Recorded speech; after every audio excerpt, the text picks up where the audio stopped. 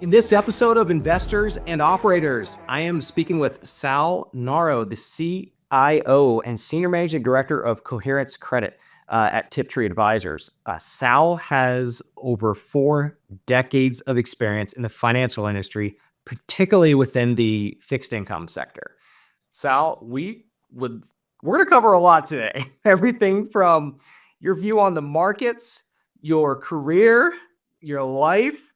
We're gonna go in a lot of directions, but maybe let's kind of start off with the Coherence and the name of the firm. Like, first, what is Coherence, and how'd you come up with the name? Well, Jordan, thanks for having me on, and I hope I don't bore everybody to death if we go over all that stuff because I don't know how interesting it is. But to me, after being around for, I guess I'm going into my 43rd year now. Um, Coherence to me is sort of being able to see the forest through the trees.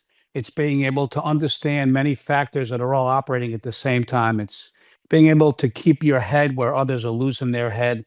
It's trying to strive to vibrate at a higher level and try to be more conscious, if you will.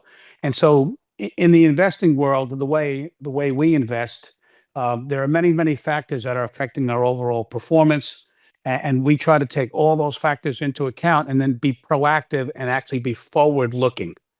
And so, I think one of the distinct differences that we have is massive amounts of experience on my team. I have great partners. We've all been together for decades. We utilize a lot of cutting edge technology that's coming out now between AI and machine learning types things, and look at very multiple factors to try to see what we believe is going to happen next, and then be positioned in front of that to create alpha or to create return. So that's where I came up with the name Coherence all 12 plus years ago. What do you focus on? Can you give us a sense of like kind of the size and shape of the firm? Yeah. So we're a fixed income fund. Coherence it's called a fixed income long short credit fund. We focus on credit risk and sovereign risk, corporate and sovereign risk in the U.S. and Europe. We take exposures in U.S. dollars, euros, and in sterling. We don't focus on Asia, although we understand the Asian markets, but our bandwidth is really focused on the US and Europe. And we focus on fixed income, bonds, and some credit default swaps, et cetera.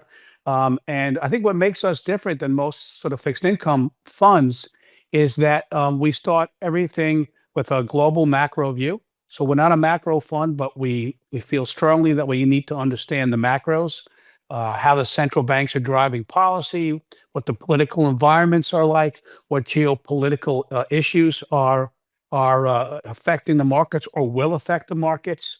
And so that sort of starts as our basis. And then we drill down fundamentally from the bottom up in corporate credit. We focus on investment grade, crossover credit, and high yield credit. So we don't invest in distressed credit. We don't invest in structured credit. We don't have any loans in the portfolio. Those are all good asset classes, but everything that we do is actually liquid, all level one and level two assets. So our fund and our strategy is set up as a liquid alternative fund. So most of our investors put us in their portfolio as a long only fixed income substitute product or even an enhanced money market product. So if they believe in a 60-40 model, equities, fixed income, or whatever, many of our investors put us in that fixed income bucket. And over 12 years, with an investment grade portfolio, we have outperformed in a very material way both long only high yield, long only investment grade, and many of the credit alternative funds. We've won 5 long short hedge fund awards of the year over the last 12 years. We have a very consistent Sharpe ratio. We have a very disciplined approach to investing that we don't actually vary from. And so our goal is to create a very consistent return profile, try to focus on creating alpha by anticipating the changes in credit spreads driven by earnings and ratings changes. And we try to understand credit momentum and we understand technical. So our goal is to create a portfolio not based on leverage, but based on names that are getting tighter, that are improving, names that are getting wider, that are declining. And our strategy really sounds much more like a long short equity fund than it does a long short fixed income fund. So some people may say, well, that's a little confusing. Fixed income people, I want yield. What's the yield? We don't invest for yield. Everything we do is total return. And basically, over the last 12 years, we have been top quartile in our class, and delivered very, very consistent returns. So you have been, you have seen markets participate in, and you have participated in markets and seen the ebbs and flows since 1982. You Yeah. have seen so much. Where do you think the U.S. economy is at, given your 4 decades of experience? I'm super bullish on the U.S. I will never look at betting against the U.S. I would never count the U.S. out. So I anticipate that we're going to continue as a country to improve, to drive efficiencies through technology, et cetera, and that ultimately you're going to see our GDP rise. Now, there's a lot going on right now with the new administration that's come in and the old administration going out. There are a lot of pressure points right now. The biggest pressure point is interest rates and the Fed's policy towards interest rates. But interest rates in the U.S. just don't operate in a vacuum. You also have to look at the interest rate policy around the world because there is correlation and everything is affected. But you basically have a new administration that's going to come in, and in the next couple of months, there's going to be a lot of changes and a lot of opportunities to read the tea leaves. But it's hard to read those tea leaves right now because there's so many competing ideas and opinions on what's going to happen, and then even depending upon what the administration wants to happen, you have to get everybody else to play ball, and there's not a super majority, politically, and so there's a lot that has to be done. So we pride ourselves on being able to see through the forest, see the trees, see what the outcome's going to be. In the next few months, I think the market will figure out what the outcome is going to be in the second half of this year and then the subsequent years of this administration. But for the next 2 or 3 months, I think the markets are going to be very, very bumpy. You're going to hear competing noise around immigration policy, around tax policy. You're going to hear a lot of noise around peace and a peace dividend potentially with Russia and the Ukraine. You're going to hear a lot of noise about a peace dividend potentially in the Middle East, in Palestine, et cetera, and so on. You're going to see a lot of noise from both sides on immigration, and there's going to be a tremendous amount of activity there. The other buzzwords are tariffs and deregulation with the new SEC chief coming in, et cetera. And then you have the unknown, which is the whole idea of Doge and the whole idea of Elon Musk and Vivek Ramaswamy leading a quasi agency to find efficiencies in the government, which with both sides of the aisle all feel that we need. So there's this whole push pull. We want to cut taxes or keep taxes low. We want to increase the wall, if you will, and to deport illegal immigrants and try to bring that immigration status back to a place that we think it should be. There's a lot of things we want to do, and they seem somewhat inflationary. On the other side of that, you have technology improvements, and you have the potential to cut inefficiencies out of the government. So you have things that might be inflationary, things that might take away inflation, and so you're in a stalemate. And right now, we're in a position where interest rates have risen precipitously since the last 2 rate cuts, which we've talked about. We didn't think that the Fed should cut in December. The next Fed meeting is the end of January. We don't believe that they will cut. And we feel a terminal rate in the U.S. should be something like 4% at the end of the year, not the 3.25 or 3.5 that others have projected. There is inflation in the marketplace. The economy is pretty strong. And we just need time to understand these new policies and see how they're going to play out, and then how corporates are going to adapt to those policies. That's interesting because my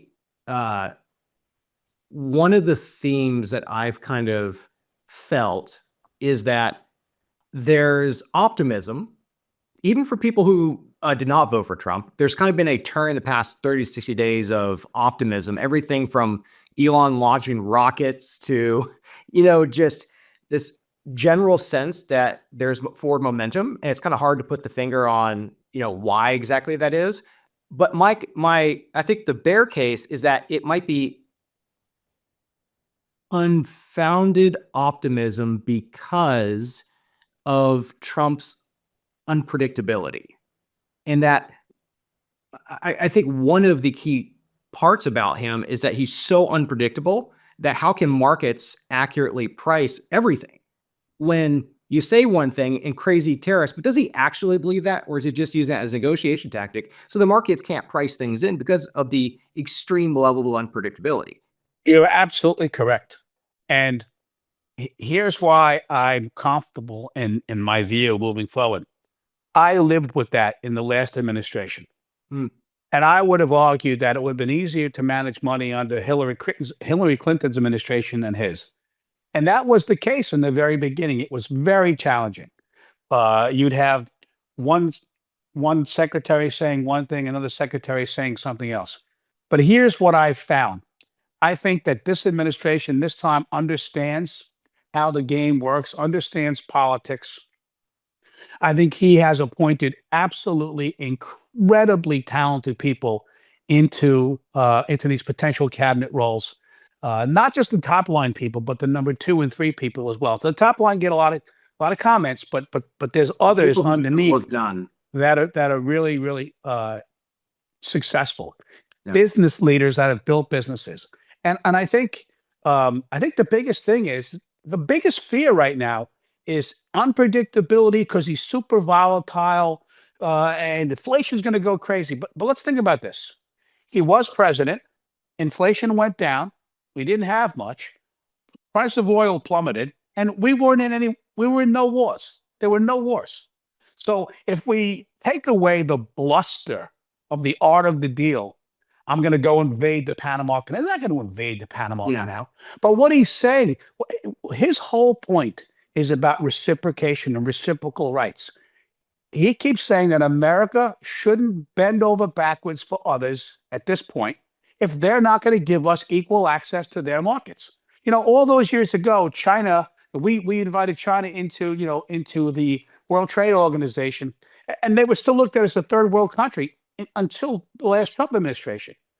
They're clearly not a third world country. They're the first world country. I mean, it's quite frankly, it's the US and China leading the global economy.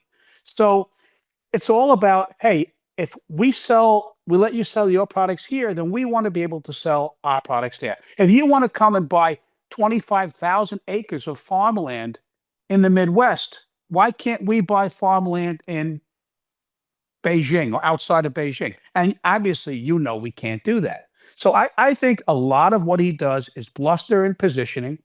A lot of Teddy Roosevelt, carry the big stick and yell loudly and all that other stuff. And I believe in peace through strength. But the truth is, we had no inflation. Oil prices came down. The economy boomed. And we weren't in any wars. Just look at what's happening in California right now. Yeah. We spent billions and billions of dollars in the Ukraine. And it is a disaster in California. And if you want to just cycle out of California, go to North Carolina. Go to what just happened there, a few months back. That's where I was raised, and right where that happened.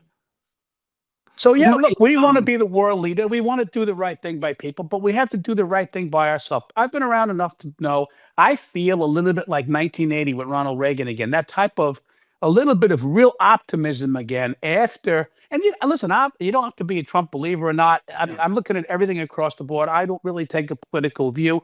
And my whole idea is to not be emotional about the way we invest, because our number one goal is to protect our investors' assets. That's number 1, number 2, and 3. Make money, but never lose money as best you possibly can, and always be transparent, always offer liquidity. We offer low fees. Our whole idea is to offer liquidity, transparency, low fees, and a consistent approach to our investment strategy where investors can feel confident and comfortable that when the markets are doing well or not doing well, that we're delivering this consistent return, Yeah. within the best of our ability. Let's talk about the things that have led up to how you invest today. The way that we run our business at 51 Labs, part of our values and everything is an evolution of making mistakes, doing things we did right, learning from mistakes, how we run the business, how we manage cash. It's all this compilation and synthesis and connecting the dots of our careers. So I'm curious on how your investment approach today is a reflection and an evolution of 4 decades across multiple economies, multiple companies, size and shape. What are the things that you have done well that have shaped you? And what are the things that maybe were just challenges or just fumbling, big or small, that have also shaped your approach today? I think probably the most concise way to describe this. My father was a residential builder. My grandfather was a residential commercial builder. Came over from Italy. So I really never grew up in this sort of in these sort of environment that I've now aspired to and risen to. Um, what I learned early on was how to work with my hands, how to understand, nuts and bolts and a consistent process, how to fix things, how to build things. When I started in the business of Wall Street in 1982, I started literally in the back office working for Dreyfus Service Corporation. And I worked my way up. So I understood all the operations, all the compliance modules and things like that. I have multiple securities licenses, 4, 6, 7, 8, 24, 63. I have an insurance license. I was a very, very well-rounded person, young person coming up because I didn't know which way I was going to go. And I wanted to learn everything I could. So in the way we approach our business and our investing, we're business people first. So we've got to make sure that our operations and our process and our compliance, et cetera, is all world class and all scalable. So we learned that at a very, very early age. Now, I lived through, the 87 stock market crash, and that was pretty brutal. The firm I worked for, LF Rothschild, ultimately went out of business. And I was able to go from there over to Bear Stearns. So I've watched many firms in my early years of Wall Street go out of business by making mistakes on the operational side or by over leveraging, et cetera. So I've learned, through the years of the things that can knock you out of business that are what I call digital or fat tail events. And we had a huge fat tail event, obviously, in 2007 and 2008. We actually had another fat tail event in March of 2020. It didn't last very long, but it ended a lot of people's careers, et cetera. So the one overriding thing that I've learned is always put your investors first, always be transparent.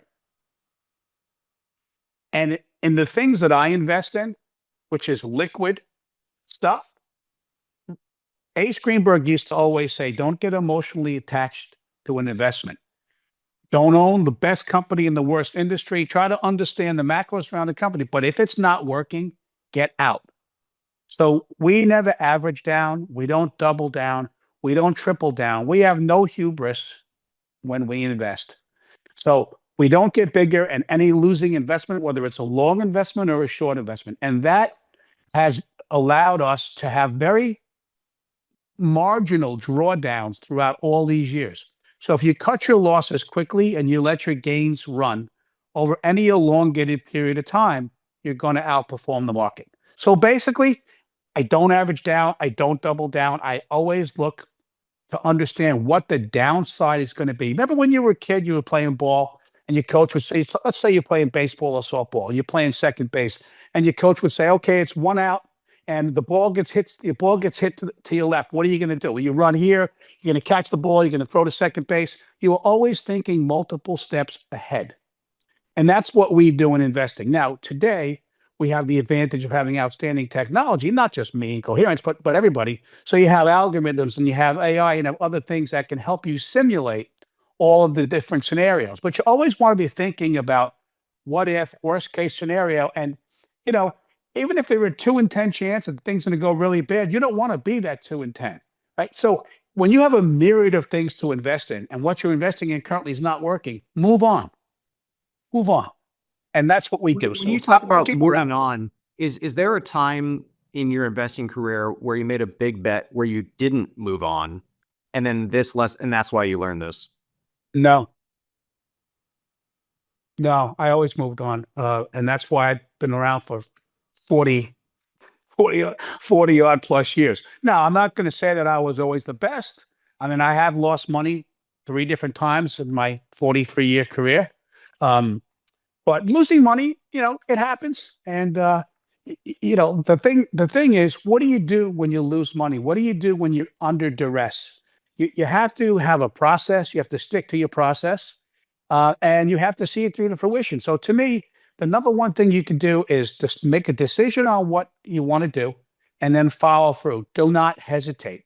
Be clear. And most of the time, if not all the time, your initial thought process, your initial gut feeling is the right feeling. So we always say first loss, best loss. And it's funny because most guys wouldn't come on to talk to you about losing money. It's interesting because I won on this. I won on first loss, best loss. Well, it's interesting because when I think about losing investor money, I think about our previous business, Detonate, when we took $175,000 from 3 angel investors, and we lost their money. We lost their angel investment. It's no longer there. It's gone into the air, into the ether, and it just but that's different. Whether it's an angel and their high net worth or you're managing pension money, it's still losing money. And I'm trying to think about like how we have been shaped by that. But that's because you're a very great guy and you're a moralistic guy. But people that are investing in those types of investments, they have to go in understanding that there is a high probability in a venture deal or an angel that they're going to lose money. Now, I'm a pretty good investor in the fixed income world. In the angel world, I can't tell you I've been very good. I've made my own decisions. I've invested with people, and I've had a bunch of zeros. I'm talking about more the underlying psychology of how losing money affects future decision making, whether it's venture or what you're doing. And it's interesting because I think that we might have been reticent to taking on outside capital, equity, debt, whatever, because we wanted to potentially not lose money, but also be in control of our own business. But then I'm thinking, well, okay, do we just want to have a family business that goes from 1 million to 5 or 1 million to 10 million in revenue that allows us to live this lifestyle? Or to what extent is that past loss potentially affecting how we're thinking about taking outside money and growing exponentially? And then it goes into lifestyle. Do we even want to take outside money? Am I going to be able to live the lifestyle that I want with the family taking outside money? And not necessarily like your salary is capped at this, but more of like, we went to Japan and China for 3 weeks. We went to Europe to go race for 3 weeks. Like, can we take outside money and still live the overall lifestyle at 40 years old with, 2 kids here and 2 on the way? And I went in a different direction with this, but the answer is you can. Congratulations on the upcoming twins, by the way. The answer is that you can, but you have to be clear with your investors across the board on what they can expect and anticipate. It's as simple as that. So our investors are expecting a consistent return. We have zero style drift. I sat on the boards of companies. I sat on the board of the investment committee for Long Island University, where I went to school. I sat on that board of trustees for 15 years. When we voted to put a manager into the portfolio, we wanted to see consistency from that manager's approach and that manager being totally transparent in what they're going to do and zero style drift. If you are transparent about those processes and people might view those added parts of your life as additive to your overall investment opportunities and your investment philosophy, then they'll look at it as a positive. The rear view mirror is tiny, right? And the windshield is gigantic for a reason. You don't spend a lot of time in that little rear view mirror looking behind you. You're supposed to be looking at the expanse in front of you and going forward. Look, I've made plenty of mistakes in my career. You can't sit there and dwell on them. I was an athlete growing up like you. I played college football. I got beat up. I got knocked down. What sports teach you is to get back up on your feet, even when you're going to get knocked down again.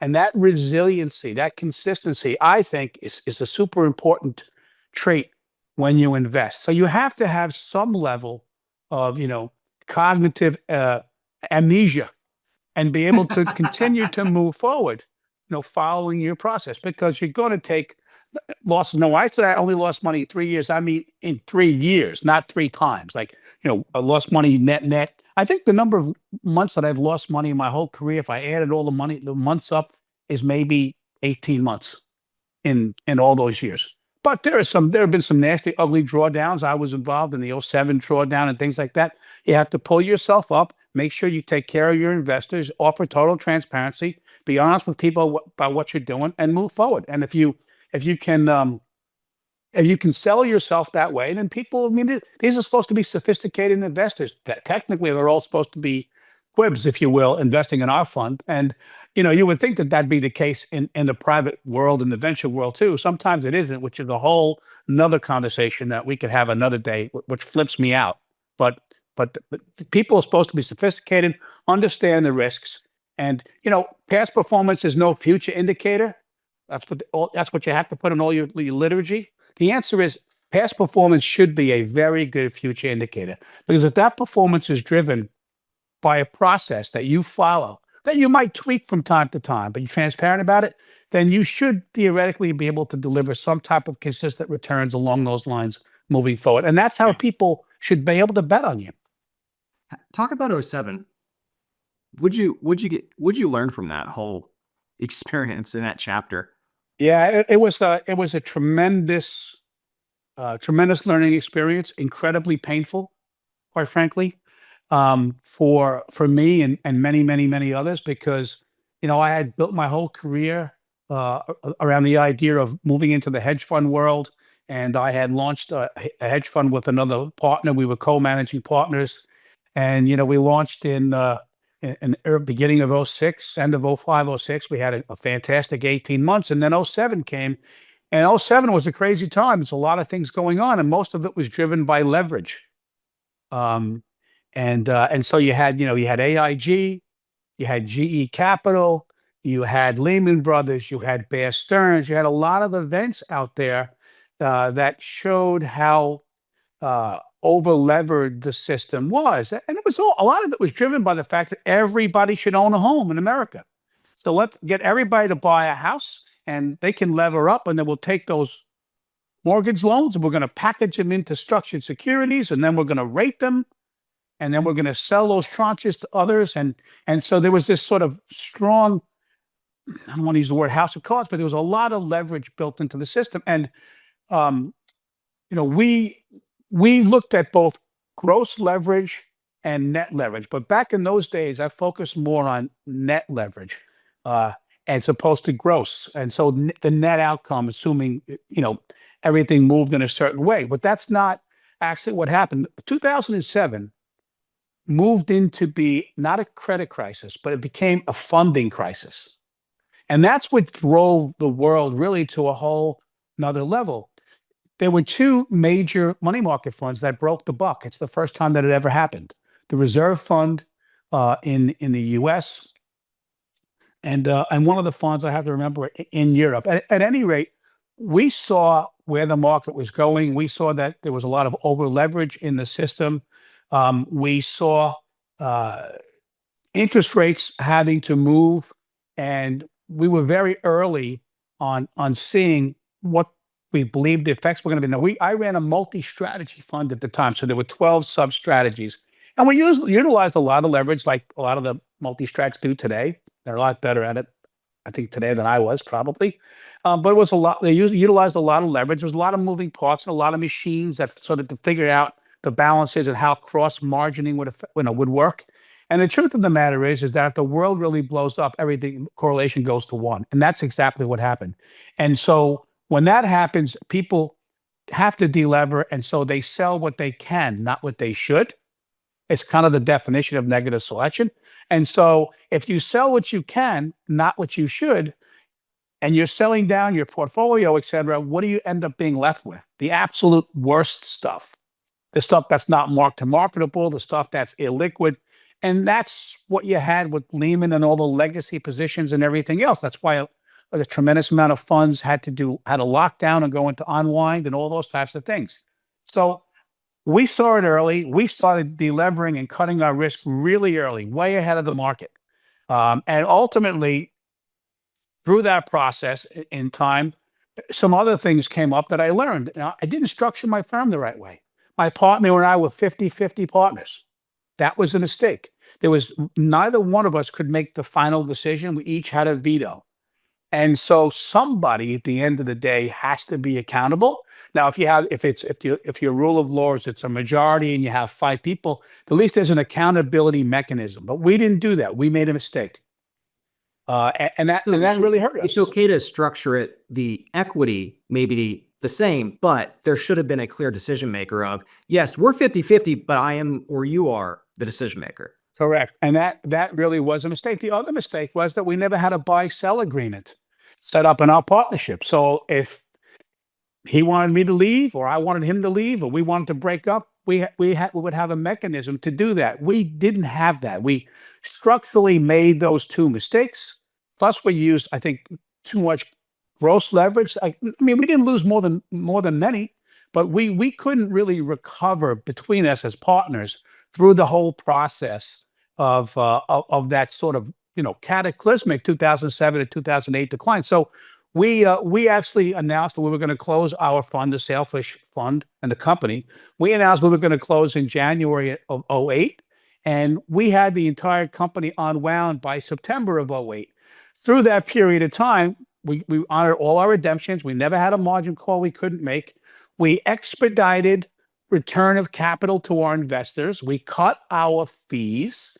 We did all the things that we believed were the right thing to do because we knew that together, he and I, in the multi-strategy format, with what the world was going to go through in 2008, et cetera, was not going to be successful. We would have had to restructure our whole fund. We had no mechanism to do that. It would have been massive style drift. So he and I made the decision to unwind the fund.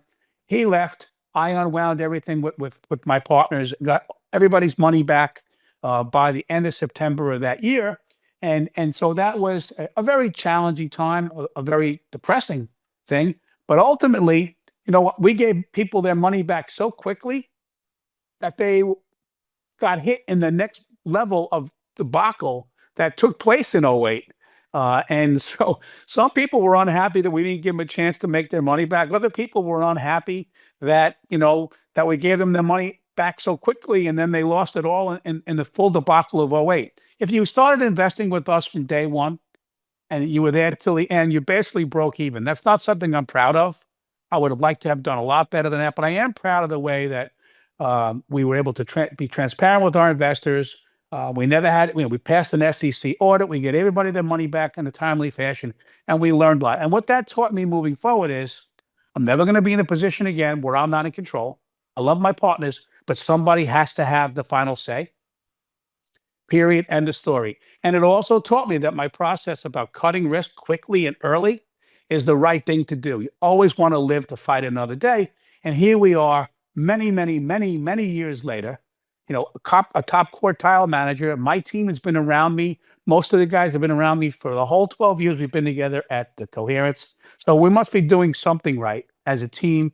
And our investors have been with us most since day one. So I think I learned a lot of lessons there. But the biggest one, honestly, leverage, partnership documentation, understanding it, and still don't average down, don't double down. Don't let hubris tell you that you're right when the market's telling you that you're not. That's awesome. I think another takeaway I got from this is the importance of transparency and speed of communication, good or bad, because maybe it doesn't work out this time, but people will remember you 5, 10, 15, 20 years later, and they might forget what you said, but they'll never forget how you made them feel. And if they feel that you are transparent and you're always on top of the communication, then that helps reconcile when things potentially go south, but also is good in the good times.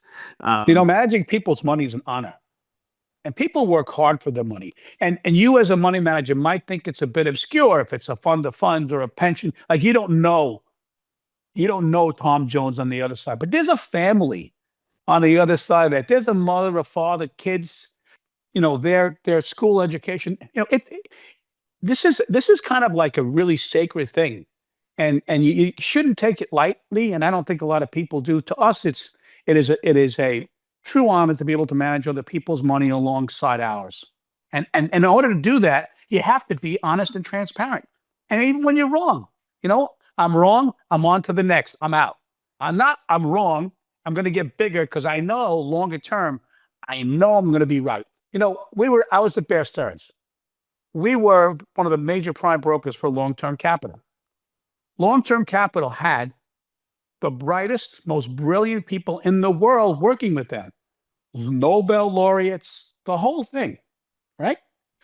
They'd come walking down the fourth floor at Bear Stearns and the floor would go quiet. No one would say a word. It was a hush. It was like, the Lord himself was walking down the aisle. That's him, that's them. These guys were so smart, so advanced, so technologically brilliant, and had so much hubris that they almost ended the free world as far as capitalism goes, from a loss perspective.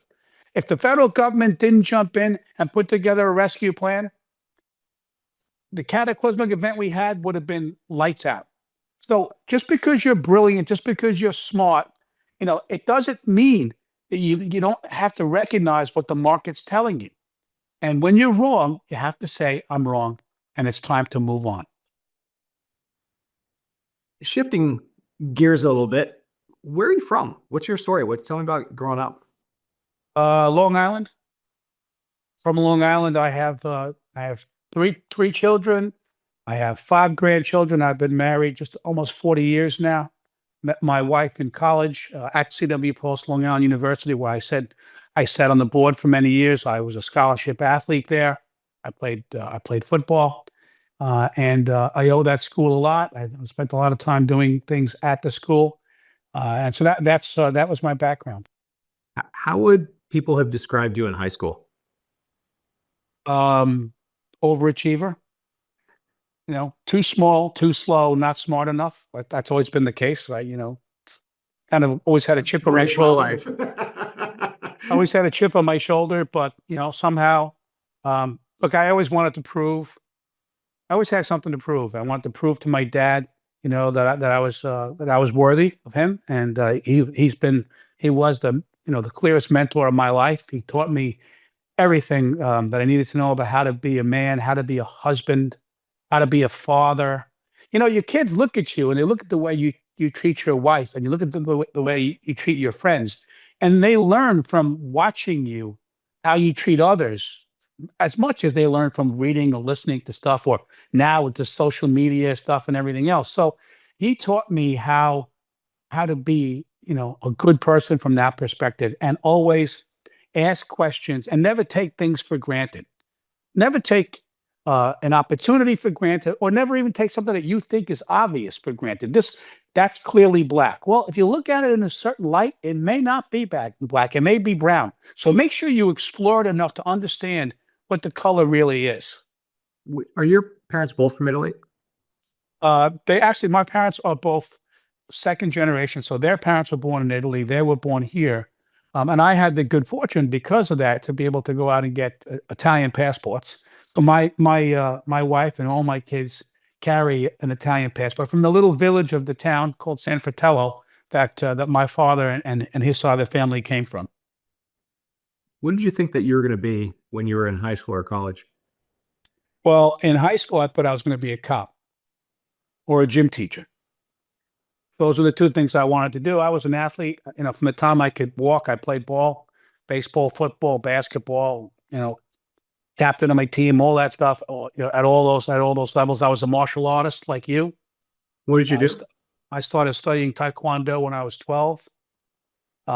So I always thought that I was going to do something around the recreational side or around the authority side. And even coming up through high school, and I was all league and all county in football and team MVP and all that type of stuff. And I wasn't heavily recruited. In fact, I think one of the craziest stories of all time is that, I was all league and all county. My best friend was all league, and we never got any like letters from any coaches. So we went in to see our coaches like after the second game of our senior year and said, Coach, like, how come none of these scouts are looking at us? He goes, we're not really into that stuff here. I go, what do you mean? He goes, come in my office. We come in, he opened his drawer. There was about 50 letters from all local and colleges around the U.S. inquiring about me and my buddy. And I go, did you respond to any of them? He goes, no, I didn't even open them. So I said to him, would you mind if we come in this weekend and we go through them all and we respond to them and we send them out? He goes, knock yourself out.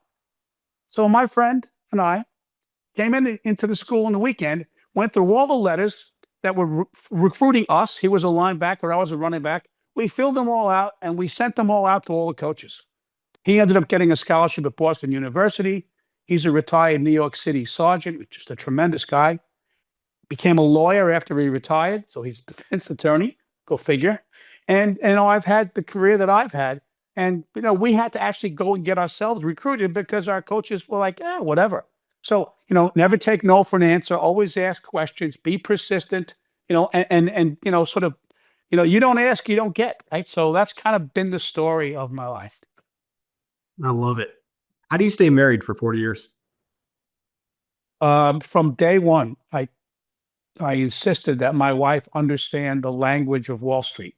I have a lot of friends who are in different vocations. I have a ton of friends who are doctors, attorneys, plumbers, cops, all sorts of people. Each industry sort of has a special language, especially folks like police officers and things. They have a certain culture, a certain language. So does Wall Street. And if your spouse or your significant other doesn't understand that language, then you're actually communicating in two languages. You're speaking English and she's speaking French. And our business coming up in the early 80s, and even now, I still work 18 hours a day. It's all encompassing. It's a lot like being a professional athlete. You can get highly compensated if you do well. And it's supposed to be a performance business. So if you don't perform, you're supposed to be fired. But basically, professional athletes get an off season. We never get an off season. It's never about your last trade or your last year's performance. It's about the performance coming up. And so you always have to hold yourself to a very high level, very intense level of work and ciphering through opportunities, et cetera, and so on. So my whole thing with her was, hey, I'm going to have you understand what I'm talking about and be part of it. And so she has been, and she's been my number one supporter, my partner. And she's brought a balance to my life because the truth of the matter is that, I'm a little bit obsessive when it comes to the business. I'm a little bit obsessive in driving returns. I'm super obsessive in not losing money for our investors. And all my money is right next to my investors' money. So, this is really a family thing here. Our investors, or most of them I know personally. And so having a spouse or a partner that understands the language, in my view, was critical and probably the key to the success that we've had being married so long. And look, there's been bumps. Don't get me wrong, but we've gotten through all those bumps. How did you get through the bumps? Communication. The biggest bump was when our last child went to college. All those years, you're out working, I'm traveling the world, working, trading, managing, building businesses, et cetera. My wife's taking care of the kids. It's PTA, it's driving kids to school, doing all the stuff. The last kid goes to school. Now, you've been married for 25 years, whatever it is, and now it's just you again. It's just you and her. Like, do you still like each other? Do you still talk? Do you still have things in common? And a lot of people drift apart over those years, and then they have a decision to make. Do they want to try to bring it back together and recoup and rekindle what brought them together in the first place? And or do they want to give real value for the fact that they've raised children or they have a history together, they built a life together? Or do they want to say, you know what, I've done all this and it's time for me to try something else? We decided that we wanted to recommit ourselves to each other, to our marriage, and that we actually still liked each other. And so, yeah, that's how How did you guys kind of recommit? What did that actually mean? Was it, for example, like my wife and I, every Friday afternoon for the past, I don't know, 4 months, like we take Friday afternoon, like there's no kids, there's no 5-year-old, there's not like a pseudo date night when you got the 5-year-old next to you on the iPad. There's like an actual afternoon or something like that, where we had realized we're like, we don't have any time together. What are some of the practical things you guys did to kind of reconnect after your last child left for college?